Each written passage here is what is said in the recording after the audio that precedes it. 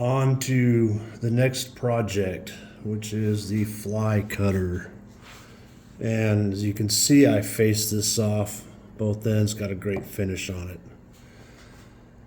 So this one's a little complicated. One, this is stainless steel. It's all I could get, but the diameter was what I wanted.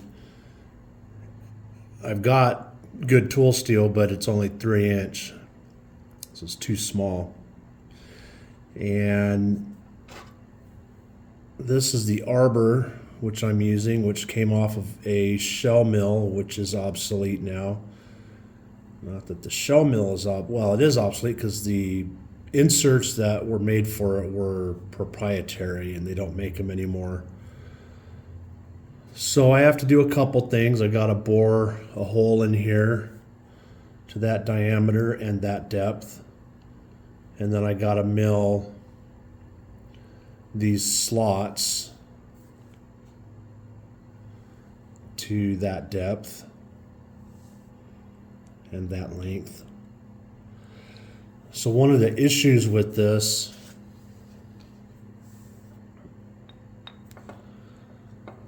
as you can see,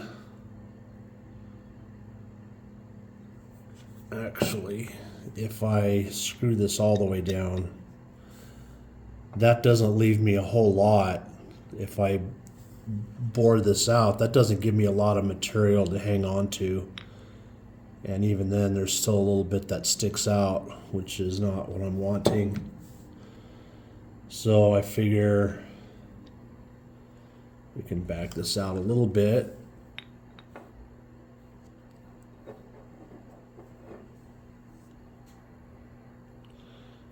Now, if you notice where that knurling is, I figure what I'm going to do is this will give me, if I put the bolt length to there, that'll give me a lot more material to bolt in. I mean, it's just holding it. Doesn't need to be, cranked down to 8 million Newton meters or whatever. It's just going to keep this from flying off. But what I can do is I can just mill off that amount off of the hex key there. I still have enough to tighten it down, and then I'll have more thickness, sitting on this to hold it in, which will be nice. So this is just an R8 collet, and I think this will give me a good amount of weight so that I'll have a good amount of rigidity and follow through. And then one of the issues was I wasn't sure how I was going to do this.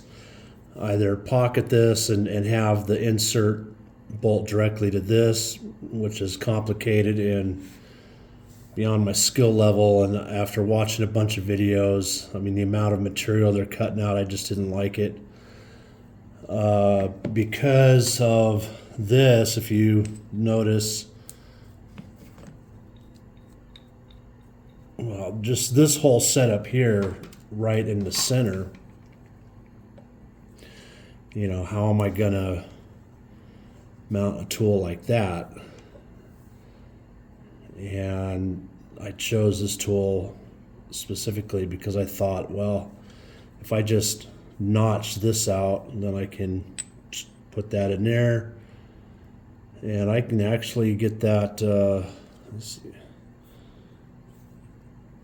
I can get that right up into there, and maybe make a slight relief cut so that I clear the tool, or I can just have it come down a little bit. But I'm thinking I want it like about like this.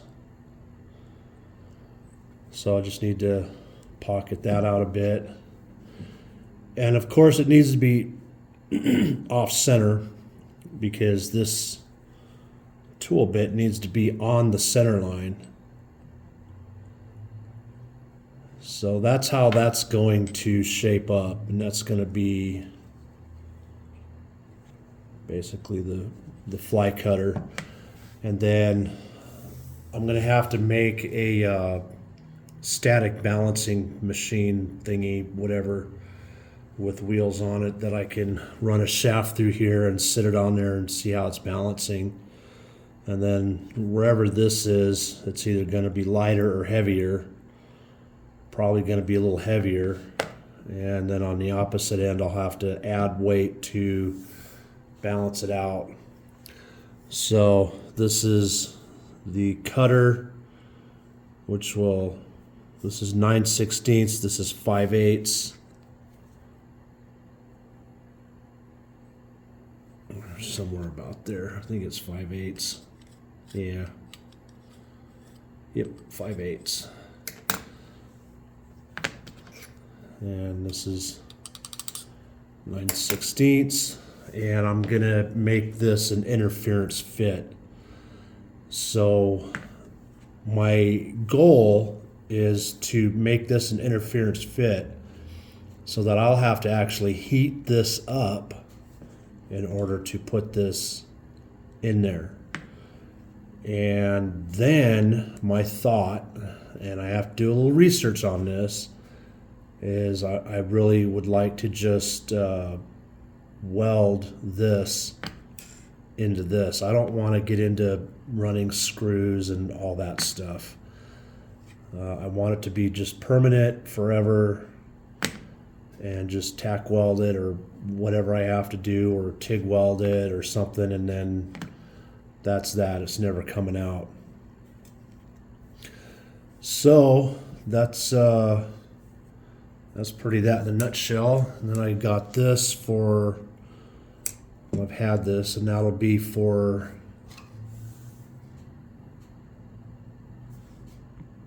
there you go, for making the slots for these.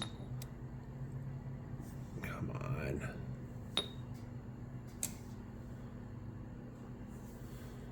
That'll be for making the slots for those. So I got what I need to make it, and the boring bar, Kennametal boring bar for boring this out, and I'm going to make this an interference fit as well. So both this and this will fit in here after I heat this up. That's the goal. So that's the project. As usual, I don't have time to film all this of making it, but I will, as I'm going, you know, throw up updates and stuff like that. And yeah, that'll pretty much be it. I initially got this shell mill. Let me get the other part of this so you can see.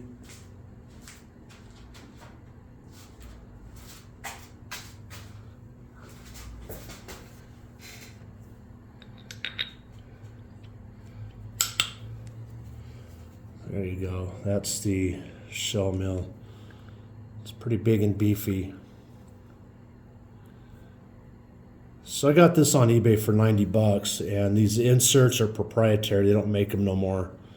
So I figured, well, we'll just get rid of this, and we'll reuse this for the fly cutter project, which I think is perfect. So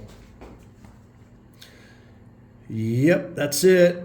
So I will catch you on the other side.